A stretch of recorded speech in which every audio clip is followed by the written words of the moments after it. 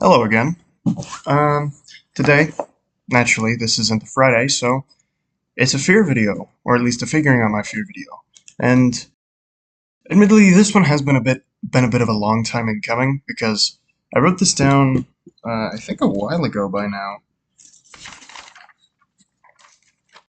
Yeah, this is one of my first three, and I just kind of didn't do it because I had some others that I felt were more relevant at the time, especially to the videos preceding it. So, yeah. Um, and to the actual fear. Uh, this one is a fear of falling behind. And that seems a bit vague. I really couldn't come up with a term for it. After the video is, after the video is made, I might, look up a term for it, but as of now, I'm going to call it falling behind, so, um, but I guess I should probably be a tad more specific with what I mean by falling behind. Uh, I'm a very comparative person. I compare myself to others. I compare movies I watch to others. It's I can imagine that a lot of people also fall into this because well we are pattern seekers and that's just kind of how our brains work. It's just the way it is really. Biologically speaking, it makes sense. Um, but it can result in stuff like this, which can screw with your brain and really mess you up. So, in particular, let's tackle this since I just answered the first question. Naturally, the second question: what effects do the fears have? For this one particularly, it is certainly extreme jealousy and anxiety. Like I can say that with 100% accuracy. There's no there's no debate on this. It is just those two, and it takes in the form of mostly just people that I know, and specifically my friends, because I mean, there's no point comparing myself to someone who's a lot older than me. But for someone who's like a year older than me, maybe two, it's a lot easier to compare myself. Hell, I even do it to some people who are in my generation, but that also depends on whether or not I actually know them. And naturally, this can actually make my friendships very rocky because, as I said, anxiety, that really just comes with, I mean, the idea of falling behind. You won't be able to catch up, and thus you'll be stuck there. That everybody will leave you, which, you know, especially considering my last video, which had strong connections with loneliness, that kind of gets amplified here, which I suppose that should be that should be its own little segment because I never really noticed that. Um, but yeah, extreme anxiety because if I fall too far behind, it feels like people will leave me behind and I will be alone. I'll be stuck and I won't be able to do anything. And then jealousy because, well, envy. I'm an envious creature. I mean, I don't really believe in religious stuff, but I do think sins are a very real thing. And envy is particularly strong within me because I see people who are really successful and I'm like, wow, why can't I have that? And get jealous as hell and have a lot of stress and anger, and it just boils up and it does absolutely nothing but hurt me. So, yeah, jealousy is definitely a pretty detrimental effect of this one.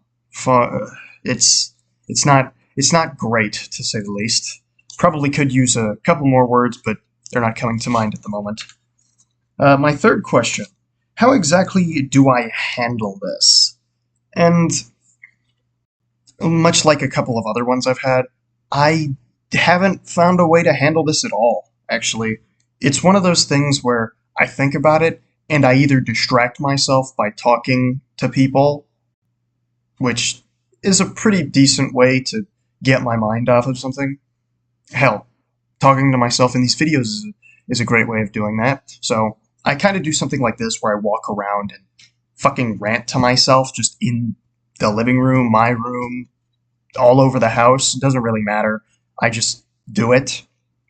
Um, and then Also, if that doesn't work, which typically it doesn't because the topic of conversation is the jealousy or the anxiety, so it either amplifies it or does nothing to it, at which point I then have to sort of just stew with it and hope for it to fade away.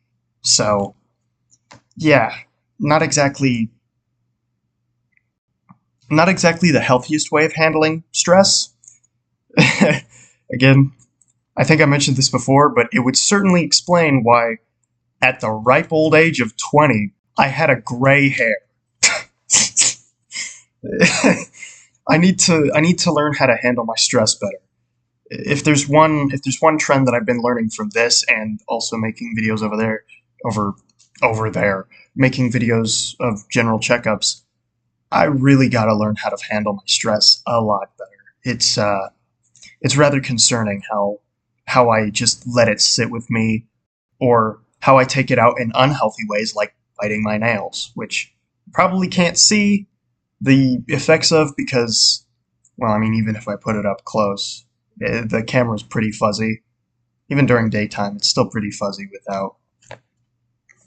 So, yeah, it results in a lot of unneeded stress, and since I don't really deal with that stress, I end up doing unhealthy things. This can be linked back to something like the porn addiction I have, which I I pretty confidently can, now that I've actually been thinking about it and paying attention to it, I can confidently link to typical stress. Same with biting my nails and a couple of other things that I may deem as unhealthy, but can't currently think of right now because for whatever reason, whenever I try to, my mind goes blank. Um, 4. Where does it stem from? Well, um, I think it's pretty safe to say that I'm a relatively competitive person. Sometimes. I think when I was a kid, I was certainly a very competitive kid because I would want my parents' affection, which, looking back on now, and this was before I had these revelations, looking back on now, I didn't really get too much of. Kind of feels like I was the first generation of iPad baby, except it was a Samsung device, so I couldn't be an iPad baby.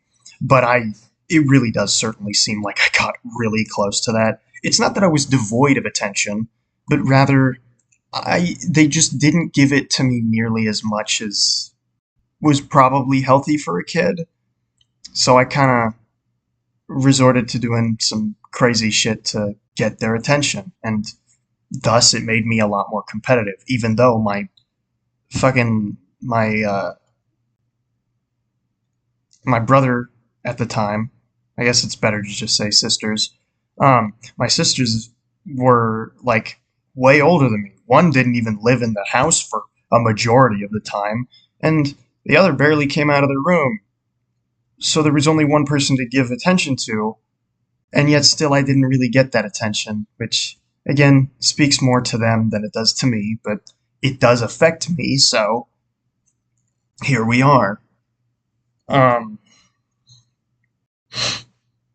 it also there's also a bit of being called a gifted kid or really smart in school, and that certainly didn't help with the whole competitive nature portion. I was called incredibly smart even into my sophomore year of high school. And then obviously pandemic hit and all of the cracks in my incredibly gifted persona started to show via I never actually improved and I was staying stagnant for my entire life. And thus we get a bit of a complex about falling behind because I'm not making any changes, I'm not getting any better, and it feels like everyone around me is getting better, and thus I fall behind, I get abandoned, yada, yada, yada. It's a big chain.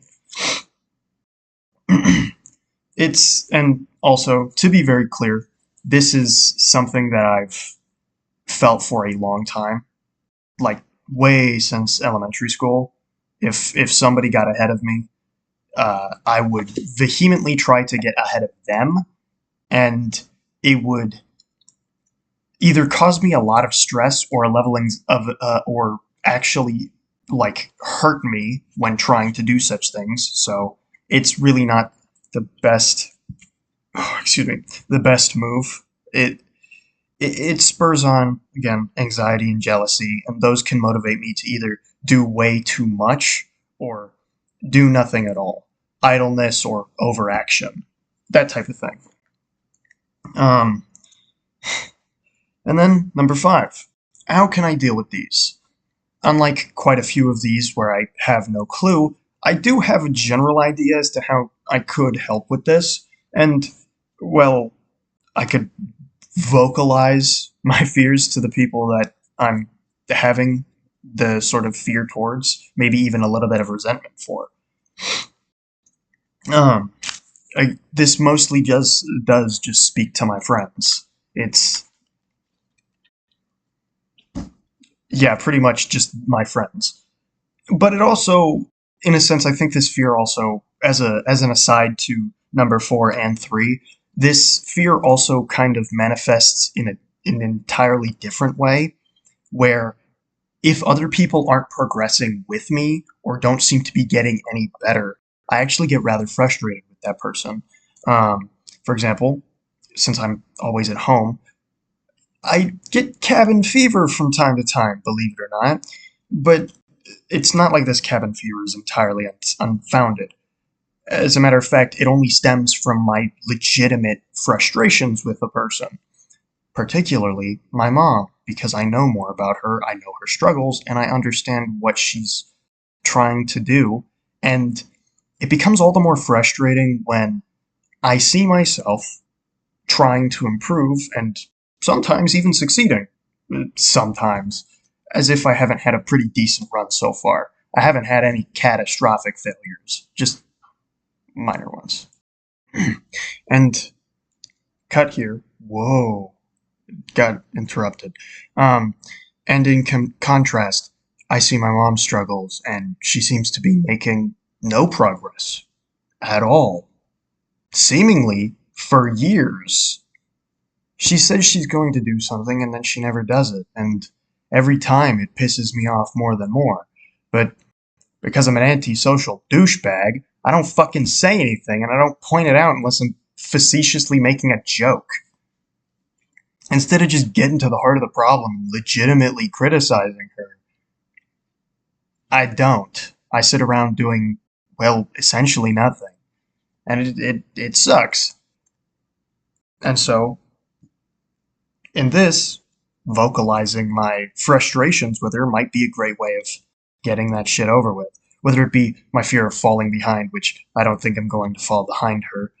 Admittedly, I don't have much hope for her because she seems to have learned hopelessness and doesn't want to get up, which is probably where I learned to do it before I started making these videos. So, that's cool.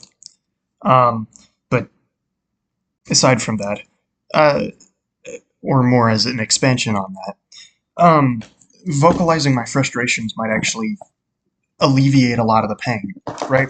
Especially since I know that both of my friends are incredibly supportive.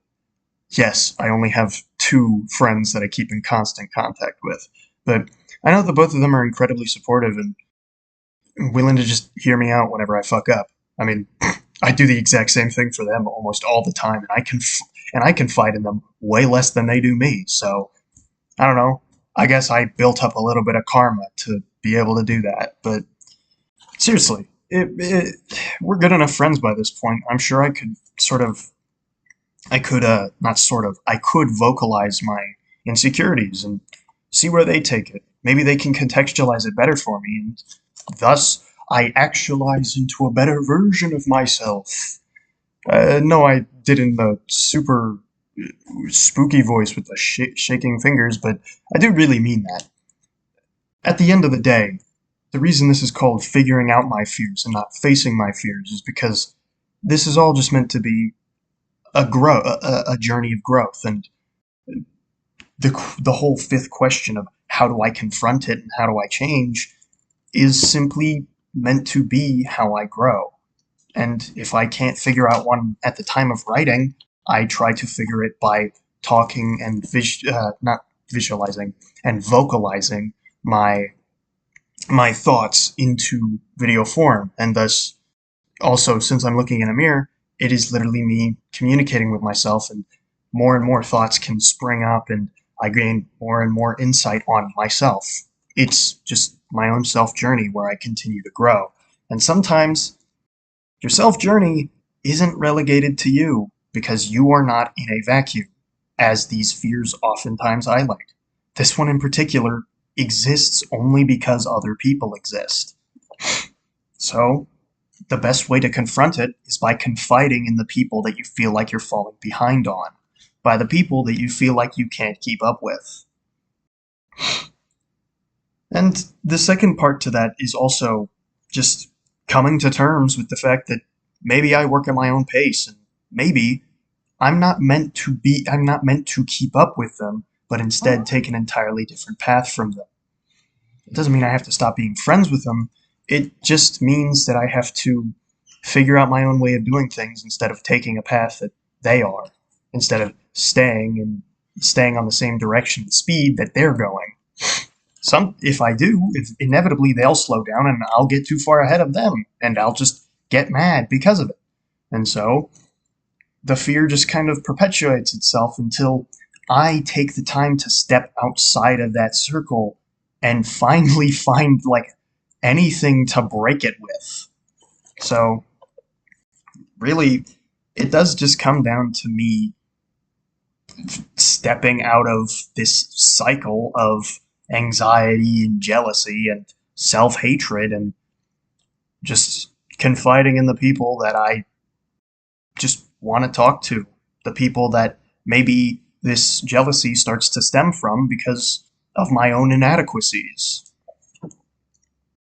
This one, unlike most others, seems like at least to me, seems like an issue that deals more with the self and inadequacies of the self when you compare it specifically to others. These other fears are mostly contained entirely within myself, not necessarily because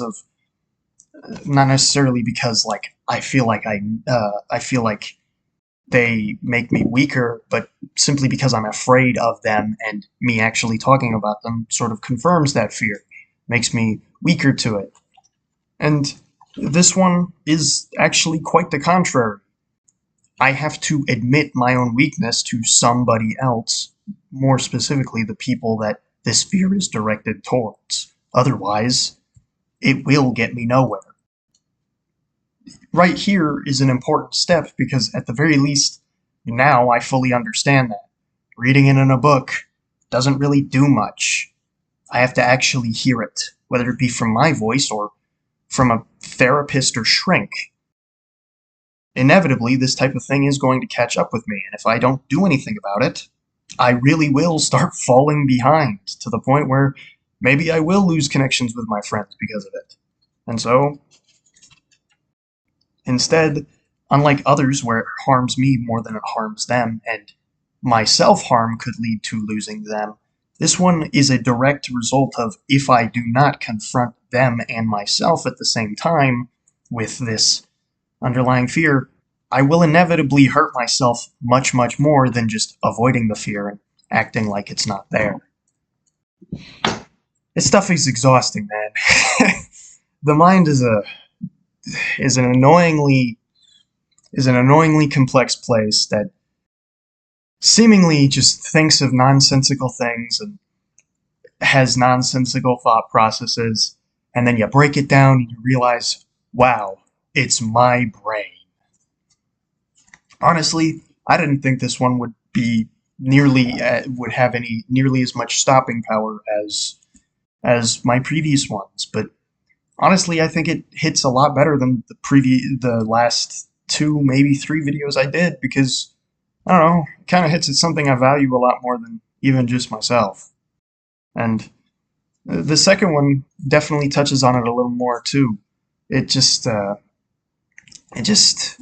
I don't know, it brings out a certain insecurity, and it hurts to a level.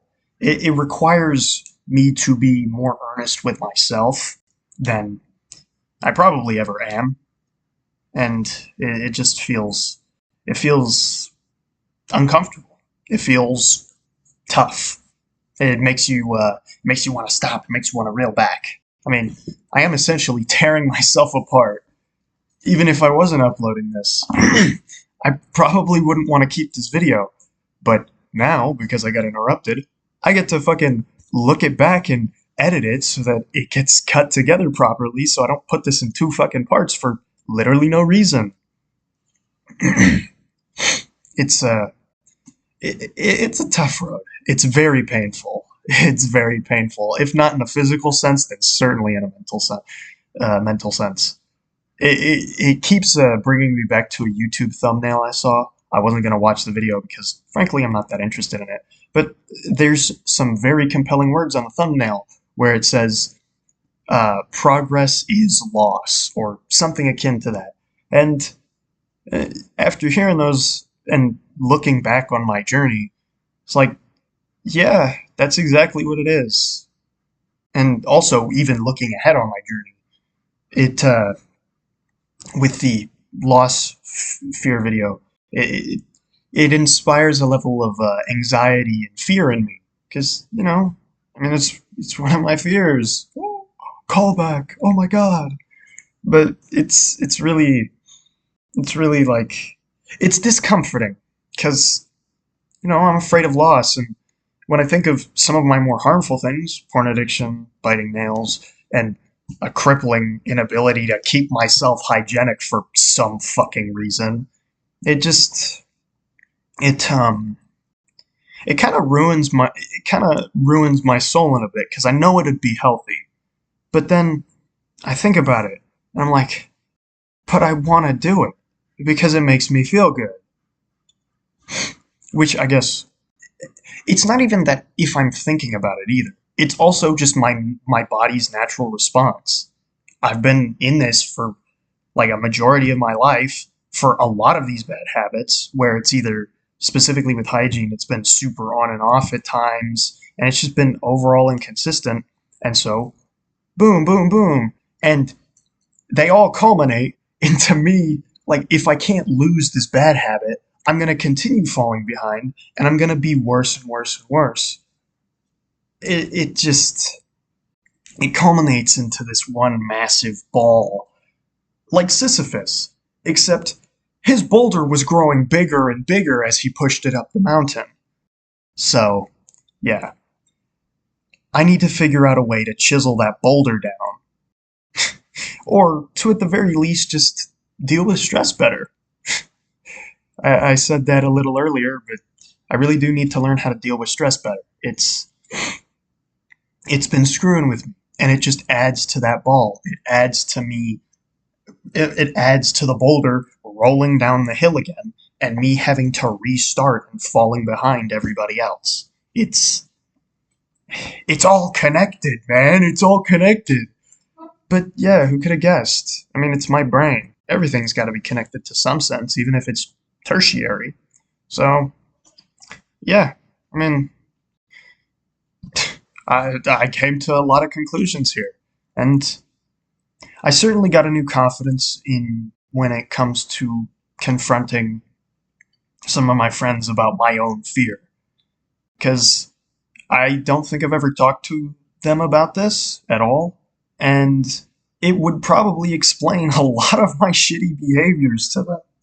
Especially one of them. I treated him like shit a lot of the time. Not so much anymore. I value him as a friend way too much to actually treat him like shit. Every time is truly facetious. And hopefully, I can keep up the pace or just find my own pace. So, I mean, we all live in entirely different areas, so it just makes sense, right? But anywho, I definitely got a little more rambly at the end there. That was way more unorganized than I intended. But I will I will see myself next time.